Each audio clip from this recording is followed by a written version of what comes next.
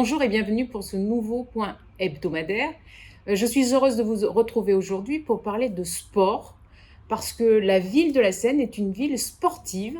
On a souvent parlé du rugby et du football, mais aujourd'hui je voudrais vous parler du cyclisme. C'est une tradition à la Seine-sur-Mer, puisque le vélo-sport sénois fête son centenaire cette année. Et nous avons eu l'occasion de nous inscrire dans un calendrier, dans la 54e édition du Tour Alpes-Maritimes-Var, qui commence à Saint-Raphaël et qui va atterrir à la Seine-sur-Mer vendredi prochain, vendredi 18 février. À partir de 15h50, l'arrivée sera prévue devant l'atelier mécanique. Alors, pourquoi cet événement à la Seine-sur-Mer ?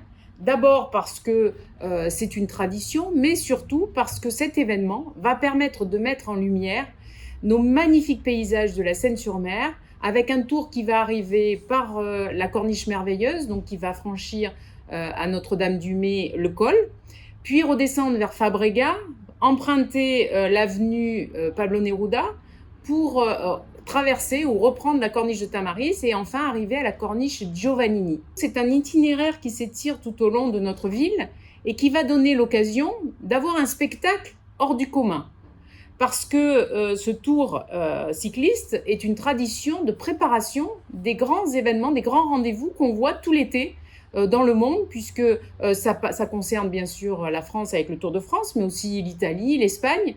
Et on a vu à travers cette course de nombreux sportifs, de nombreux cyclistes se révéler. On a vu des Poulidor, des Pinot, des Quintana triompher lors de cette épreuve qui fait habituellement les affaires des grimpeurs. Ce grand tour qui part de Saint-Raphaël, qui arrive à la Seine pour la première étape, va ensuite repartir vers les Alpes-Maritimes en passant par l'intérieur du pays.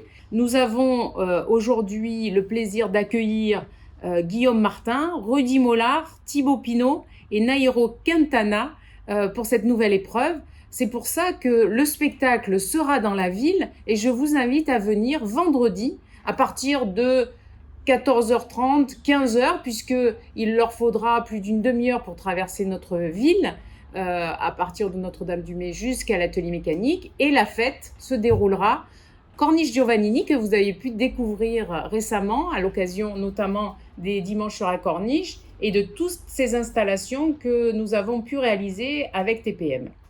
C'est important pour nous parce que c'est une tradition, le sport à la Seine-sur-Mer, c'est une fête, et j'espère que vous serez nombreux à venir avec nous célébrer cette fête.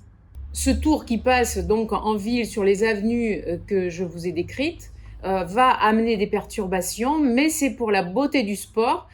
Et soyez patients, mais surtout venez participer parce que je crois que vous pouvez laisser votre voiture et venir à vélo nous rejoindre.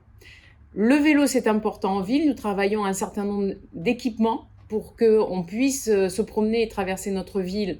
Nous y travaillons régulièrement. Ce n'est pas facile parce que nous manquons souvent de place. Le réseau routier n'a pas été équipé de suffisamment d'espace pour pouvoir les mettre.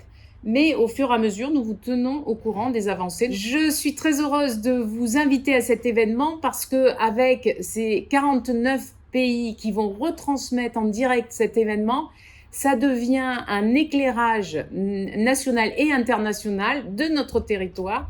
Et c'est important de montrer à quel point nous sommes fiers de notre ville et fiers de cet événement sportif qui met à l'honneur des athlètes de tous les pays et de très haut niveau.